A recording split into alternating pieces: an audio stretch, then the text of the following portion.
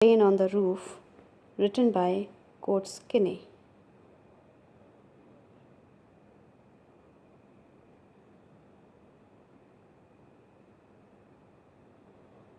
Before going for the poem, let us know something about the poet. Coates Kinney was an American lawyer, politician, journalist, and poet who wrote Rain on the Roof. One of his most famous poems, written in 1849, was The Lilting and Haunting, The Rain on the Roof. It could be said that this poem established the name of Coates Kinney as a popular poet. Rain. As we all know, that rain is such a beautiful aspect of nature. The greenery around the overflowing streams, the pitter-patter sound of the raindrops just takes all of us to another world. Same it has done to the poet Coates Kinney, who has beautifully depicted his feelings in the poem Rain on the Roof. First of all, we'll start with the recitation of the poem. Rain on the Roof.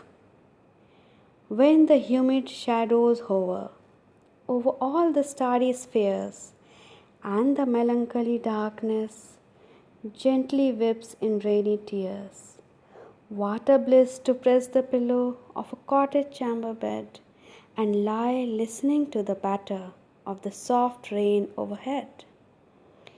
Every tinkle on the shingles has an echo in the heart, and 1,000 dreamy fancies into busy beings start. And 1,000 recollections weave their ear threads into woof as I listen to the patter of the rain upon the roof. Now in memory comes my mother, as she used in years agone to regard the darling dreamers ere she left them till the dawn. Oh, I feel her fond look on me as I list to this refrain, which is played upon the shingles by the patter of the rain. Dear students, it's a beautiful poem. See, we'll go for the summary.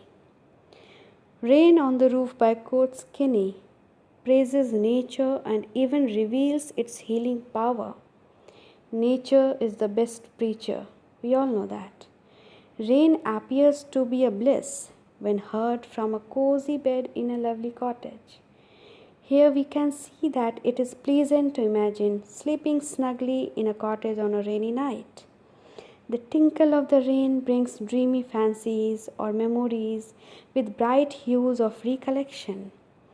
Also, the patter of the rain brings the fondest memories of the poet's mother before him in all her gentle loveliness.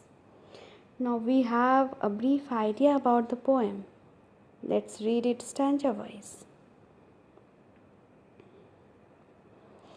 When the humid shadows hover over all the starry spheres and the melancholy darkness gently weeps in rainy tears, what a bliss to press the pillow of a cottage chamber bed and lie listening to the patter of the soft rain overhead. Dear students, the very first paragraph. In this, the boy describes a rainy night. He says that all the stars in the sky have disappeared behind the dark clouds. Darkness usually has a negative meaning, and the poet makes no exception here. He says darkness makes him thoughtful and sad. Rain also reflects his feelings. It looks like tears falling softly. The only joy is to curl up with a pillow in the bed of a country cottage. Though the room is ill equipped, but the sound of the raindrops transport him to recover from his sad mood. In the second stanza, every tinkle of raindrops that fall on the tin roof produces an echo in the poet's heart. The sweet memory of his childhood evaporates in his mind. With such feelings and imagination, he hears the patter of the rain on the roof. Last stanza here, the poet remembers his mother. As we all know, dear students, the memories of mother or father, you can say, are the best one. Many years ago, during the poet's childhood, his mother used to look down at him and her other children. His mother would look at them every night. The poet recalls the loving watch of his mother. He feels the presence of his mother as he listens to the sound of raindrops falling on his roof.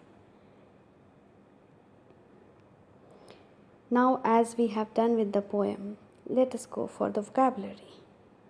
Some of the words: humid, wet, hover, remain in one place in the air, melancholy, sad, bliss, happiness, weave, pattern of weaving, shingles, pebbles, air, before, fancies, imagination.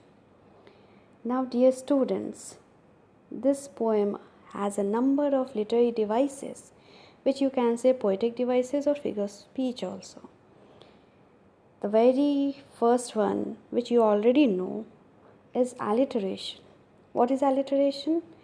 Alliteration is the occurrence of the same sound or consonant letter at the beginning of closely connected words. You can find many examples of alliteration in this poem. We are taking a few one here: humid hover, busy being, darling dreamers. Then the second one is onomatopoeia.